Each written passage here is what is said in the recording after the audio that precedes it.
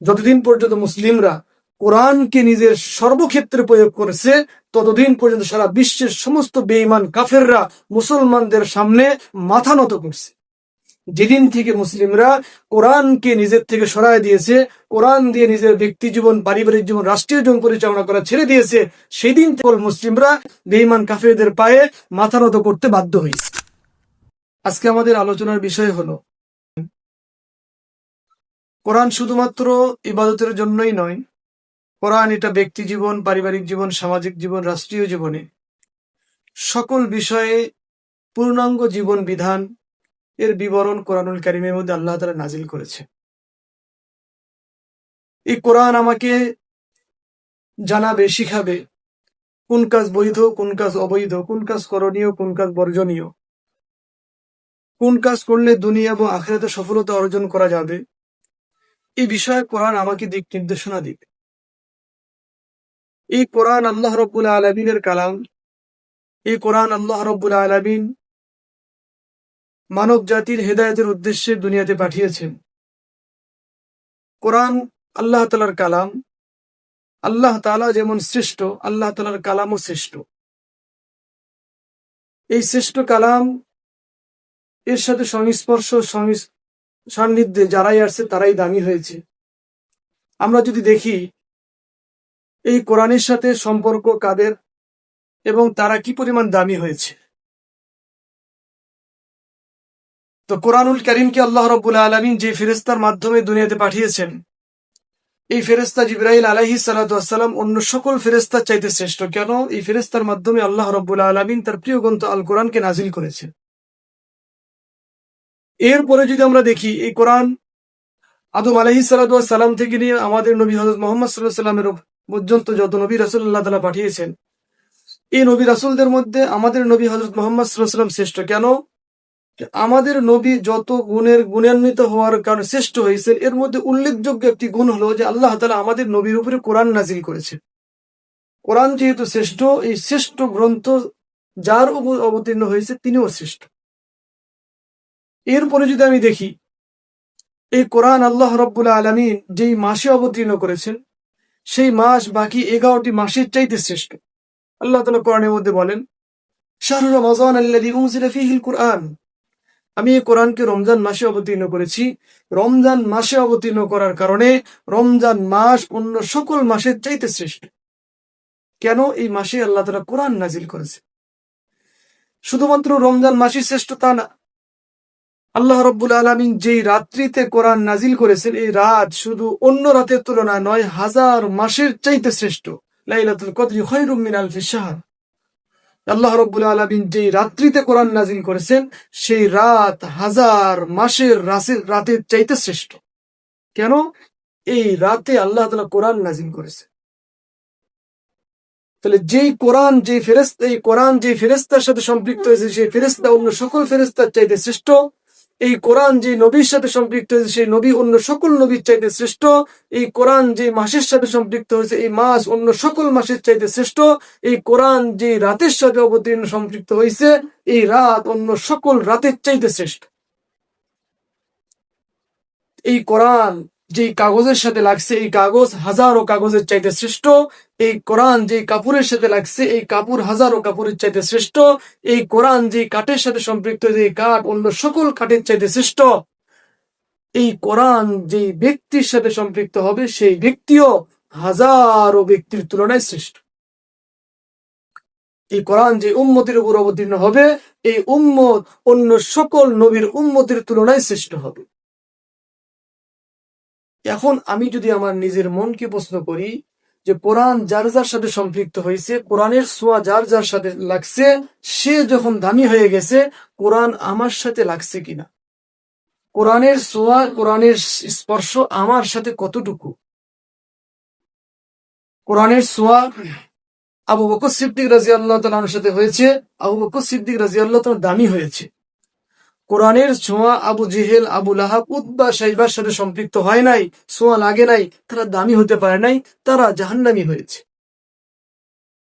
আমি যদি আমার নিজের মনকে প্রশ্ন করি, এই কোরআন আমার সাথে কোরআনের সম্পৃক্ততা কতটুকু, বা আদৌ কোরআনের সাথে আমার কোনো সম্পর্ক আছে কিনা, একজন হিন্দুর সাথে অমুসলিম বেঈমান কাফেরের সাথে কোরআনের কোনো সম্পর্ক নাই। তারা কোরআন বুঝেও না, বিশ্বাসও করে না, পড়েও না, কিছুই করে না। আমি একজন মুসলিম, কোরআনকে বিশ্বাস করি, কোরআনের সাথে আমার সম্পর্ক আছে কি না, থাকলে কতটুকু আছে, নিজের মনকে বারবার প্রশ্ন করি। কোরআন আমাকে বলে দিবে আমার সাথে কোরআনের সম্পর্ক কতটুকু। দুনিয়াতে যদি আমার সাথে কোরআনের সম্পর্ক থাকে, পরকালে কোরআনের সুপারিশে আমার জান্নাতে যাওয়ার সুযোগ হবে। আর দুনিয়াতে যদি আমার কোরআনের সাথে সম্পর্ক না থাকে, কোরআনের অভিযোগে আমার জাহান্নামে যাওয়ার কারণ হয়ে যাবে, শুধু কোরআনের সাথে দুনিয়াতে সম্পর্ক না রাখার কারণ। আল্লাহ রসুল বলেন, আল কোরআন হুজ্জাতুন লাকা আও আলাইকা, হয়তোবা কোরআন তোমার পক্ষের সাক্ষী হবে, অথবা তোমার জান্নাতে যাওয়ার কারণ হবে, অথবা তোমার জাহান্নামে যাওয়ার কারণ হবে। কখন হবে? আমার জান্নাতে যাওয়ার কারণ হবে কখন? যখন আমার সম্পর্ক দুনিয়াতে কোরআনের সাথে হবে, তখন এই কোরআনের সাথে সম্পর্ক হওয়াটাই পরকালে জান্নাতে যাওয়ার কারণ হবে। আর দুনিয়াতে আমার সাথে কোরআনের সম্পর্ক না থাকাটাই পরকালে জাহান্নামে যাওয়ার কারণ হবে। এবার আমি আমার নিজের মনকে প্রশ্ন করি, কোরআনের সাথে আমার সম্পর্ক কতটুকু? একজন হিন্দু, বেঈমান, কাফের, মুশরিক, তাদের কোরআনের সাথে কোনো সম্পর্ক নাই। আমি একজন মুসলিম, আমার সাথেও কোরআনের কোনো সম্পর্ক নাই। তো কোরআনের সাথে সম্পর্ক না থাকার দিক থেকে আমার মাঝে আর হিন্দুর মাঝে কোনো ব্যবধান নেই। কোরআন আমার ব্যাপারে পরকালে সুপারিশ করবে না, বরং কোরআন আমার ব্যাপারে অভিযোগ করে আল্লাহর আদালতে আসামির কাঠ করে দাঁড় করাইয়া কোরআন আমার ব্যাপারে অভিযোগ করে আমাকে জাহান্নামে পাঠানোর ব্যবস্থা করবে। এই জন্য আমরা কোরআনের আমার কাছে চাহিদা কি, কোরআন আমার কাছে কি চায়, এই কোরআনের চাওয়া যদি আমি দুনিয়াতে আদায় করি, পরকালে কোরআন আমার পক্ষে সাক্ষী হয়ে আমার জান্নাতে যাওয়ার ব্যবস্থা হবে। আর কোরআনের চাহিদা যদি আমি দুনিয়াতে পালন করতে না পারি, তো কোরআনের অভিযোগে আমাকে পরকালে জাহান্নামে যেতে হবে। কোরআনের চাহিদা কি? আমরা আজকে মোটামুটি ভাবে কোরআন আমার কাছে কি কি চায়, কয়টি জিনিস চায়, এই বিষয় নিয়ে আলোচনা করব। কোরআন আমার কাছে মৌলিকভাবে 4টা জিনিস চায়।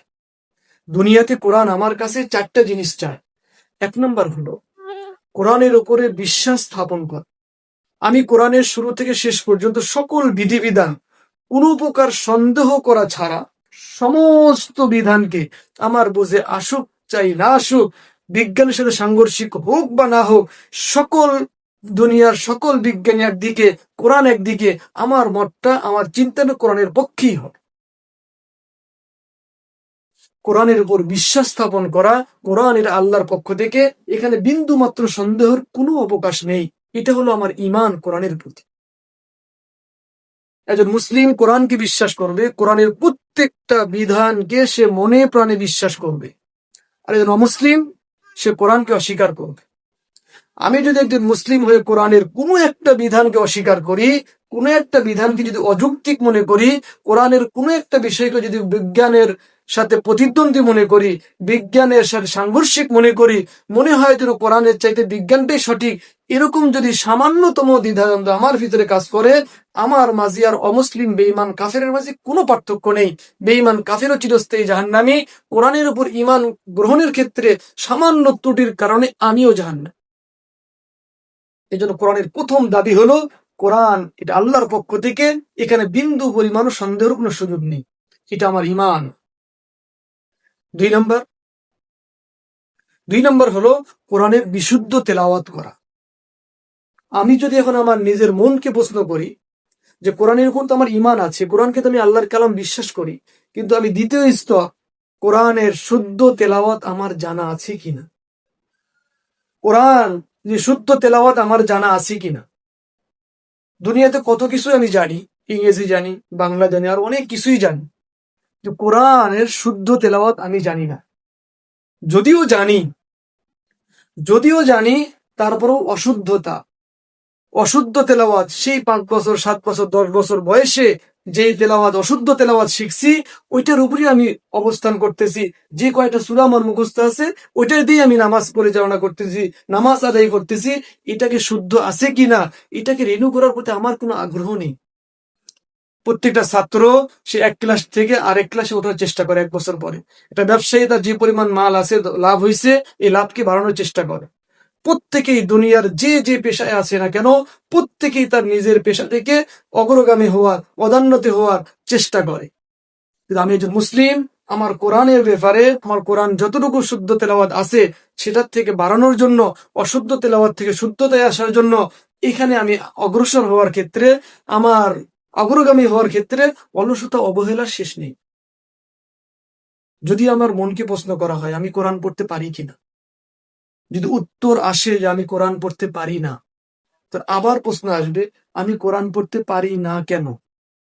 কি কারণে আমি কোরআন পড়তে পারি না? বয়স বেশি, বার্ধক্য, অবসর নাই, চাকরি, ব্যবসা, সংসার, এই কাজ সেই কাজ, হাজারো কাজ, মুখে ফিরে না, মনে থাকে না, এরকম বিভিন্ন কাহিনী, বিভিন্ন বাহানা আমার সামনে আসতেছে, এই কারণে আমি কোরআন থেকে দূরে।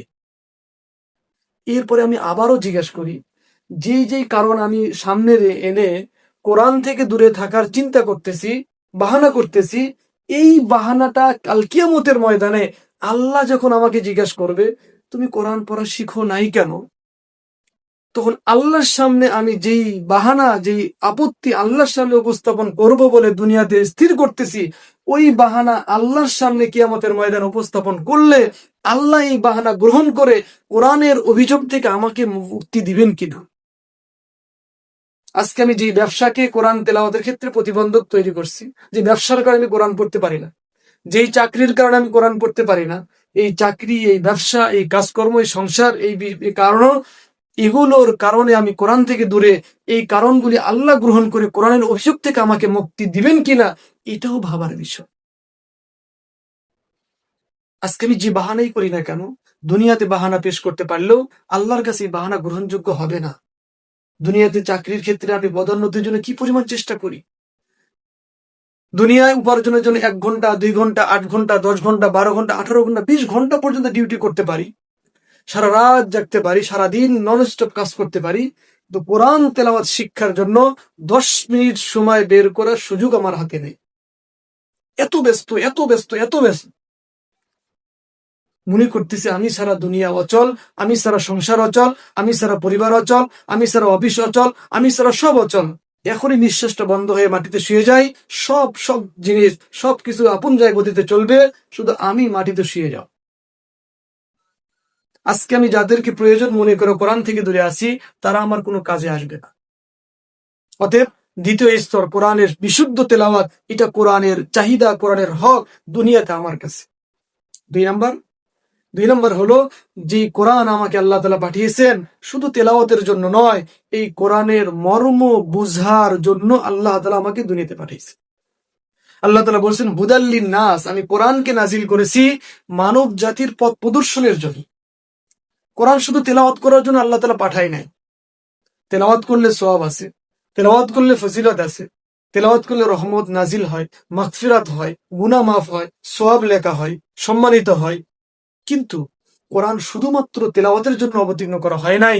কোরআন দিয়ে নিজের ব্যক্তি জীবন, পারিবারিক জীবন, সামাজিক জীবন, রাষ্ট্রীয় জীবন পরিচালনা করার দিক নির্দেশনা, পূর্ণাঙ্গভাবে জীবন ব্যবস্থা আল্লাহ তাআলা কোরআনুল কারীমের মধ্যে নাজিল করছেন। এগুলিকে পূর্ণাঙ্গভাবে, সুন্দরভাবে, যোগ্য ব্যক্তির তত্ত্বাবধানে থেকে এগুলোকে জানা, সঠিকটা বুঝা। 3 নম্বর হক হলো কোরআনের মর্ম যোগ্য ব্যক্তির তত্ত্বাবধানে থেকে কোরআনকে সঠিক শুদ্ধভাবে বুঝা। কোরআনকে অশুদ্ধভাবে বুঝা যাবে না। কোরআনের অশুদ্ধ তেলাওয়াত যেমন আমি শিখি না, কোরআনের অশুদ্ধ ব্যাখ্যা, মন গড়া ব্যাখ্যা, যার তার ব্যাখ্যাও আমি পড়বো না, বরং যোগ্য ব্যক্তির তত্ত্বাবধানে থেকে তাফসীর ব্যাখ্যা শিখে সেটা জান। 4 নম্বর আমার কাছে কোরআনের চাহিদা হলো, এই কোরআনের যে ব্যাখ্যা, যে মর্ম আমি তেলাওয়াত করার পরে শুদ্ধভাবে তেলাওয়াত করে শুদ্ধভাবে সঠিক ব্যাখ্যা যখন আমি বুঝতে পারলাম, এই ব্যাখ্যা বুঝার পরে এইটা আমি আমার ব্যক্তি জীবনে, পারিবারিক জীবনে, সামাজিক জীবনে, রাষ্ট্রীয় জীবনে বাস্তবায়ন করব। আমার লেনদেন কেমন হচ্ছে এটা আমি কোরআন দিয়ে যাচাই করব। আমার আচার আচরণ কেমন হচ্ছে এটা কোরআন দিয়ে যাচাই করব। আমার ব্যবসা বাণিজ্য কেমন হচ্ছে এটা আমি কোরআন দিয়ে যাচাই করব। আমার ইবাদত কেমন হচ্ছে, কিভাবে করা উচিত, এটা আমি কোরআন দিয়ে যাচাই করব। আমার সামাজিকতা, আমার পারিবারিকতা, আমার সব কিছু সত্য না মিথ্যা, সঠিক না বেঠিক, বৈধ না অবৈধ, এটার জন্য আমি কোরআন দিয়ে যাচাই বাছাই করে কোরআন যেটা বলবে ওই অনুযায়ী আমি আমার কর্মপদ্ধতি নির্ধারণ করব। কোরআন দিয়ে আমি আমার রাষ্ট্রীয় জীবন পরিচালনা করব। কোরআন শুধু ইবাদতের জন্য আল্লাহ নাজিল করে নাই। কোরআন শুধু নামাজ, রোজা, হজ, যাকাত ইত্যাদির জন্য আল্লাহ তাআলা নাজিল করে নাই। কোরআন ইসলামের পূর্ণাঙ্গ জীবন বিধান দিয়ে একজন রাষ্ট্রপ্রধান যদি কোরআন পড়তে চায়, কোরআন পড়ে, কোরআন রাষ্ট্রপ্রধানকে রাষ্ট্র পরিচালনার জন্য সকল দিক নির্দেশনা দিয়ে দিবে। সামনে নির্বাচন আসতেছে, আমরা যখন রাষ্ট্র প্রধান নিযুক্ত করতে যাব, নির্ধারণ করতে যাব, আমি আমার রাষ্ট্র পরিচালনার জন্য যাকে দায়িত্ব দিতেছি তার কোরআন কতটুকু জানা আছে, সে কতটুকু কোরআন পড়তে পারে, কতটুকু বুঝতে পারে, কতটুকু প্রয়োগ করছে তার ব্যক্তি জীবনে, পারিবারিক জীবনে, সামাজিক জীবনে, রাষ্ট্রীয় জীবনে।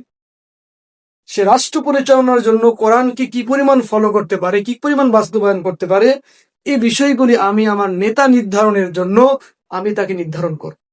আমি যাকে নেতার জন্য নির্ধারণ করতেছি, সেই নেতাকে নির্ধারণ করার জন্য আমি আমার নিজের মনকে প্রশ্ন করব, আমি যাকে নেতা নির্বাচনের জন্য ভোট প্রদান করতেছি, আমার পবিত্র আমানত, পবিত্র সাক্ষ্য আমি যার জন্য প্রদান করতেছি, সে নামাজি না বেনামাজি, সে অন্যায়কারী না ন্যায়পরায়ণ, সে সৎ না অসৎ, সে কি দুর্নীতিবাজ নাকি চাঁদাবাজ নাকি টেন্ডারবাজ নাকি ন্যায়পরায়ণ ইনসাফকারী, সে কোরআন পড়ে কোরআনের পক্ষে না কোরআনের বিপক্ষে, সে ধর্মের পক্ষে না ধর্মের বিপক্ষে, সে দেশের পক্ষে না দেশের বিপক্ষে। আমি একজনকে প্রতিনিধি যখন তৈরি করতে যাব, প্রতিনিধি যখন বানাবো, আমার ভোট দেওয়ার সময় আমি প্রথম চিন্তা করব, যাকে আমি ভোট দিতেছি সে দেশের জন্য কল্যাণকর নাকি অকল্যাণকর, সে কি দেশের জন্য ভালো নাকি দেশের জন্য মন্দ। 2 নম্বর প্রশ্ন করব, যাকে আমি ভোট দিতেছি সে কি জনগণের মৌলিক চাহিদা পূরণ করার পক্ষে নাকি জনগণের উপর অন্যায়, অবিচার, জুলুম, নির্যাতন করার পক্ষে। সে জনগণের মৌলিক চাহিদা, খাদ্য, বাসস্থান, চিকিৎসা ইত্যাদি ব্যবস্থাপনার পক্ষে না বিপক্ষে। 3 নম্বর, আমি নিজের মনকে প্রশ্ন করব, যাকে আমি নির্বাচন করতেছি তাকে নির্বাচন করার দ্বারা তুলনামূলক, অন্যদের তুলনায় তুলনামূলক সে ধর্মের পক্ষে, ধর্মের কাজকর্ম করা, স্বাধীনভাবে ধর্মকর্ম করা আমাদের জন্য নিরাপদ, এমন ব্যক্তিকে আমি তুলনামূলকভাবে যাকে পাবো তাকেই আমি আমার নেতা নির্বাচনের জন্য নির্ধারণ করব। রাষ্ট্রপ্রধান রাষ্ট্র পরিচালনার জন্য কোরআনকে আলাদা করার কোনো সুযোগ নেই। অতএব এমন ব্যক্তির হাতে আমি আমার পবিত্র আমানতকে সুপর্দ করব, যেই ব্যক্তির দ্বারা জনগণের, দেশের জান, মাল, ইজ্জত, আবরু সকল কিছু তুলনামূলক অন্যদের তুলনায় নিরাপত্তা লাভ করতে পারবে, এমন ব্যক্তির হাতেই আমি আমার পবিত্র আমানতকে হস্তান্তর করব।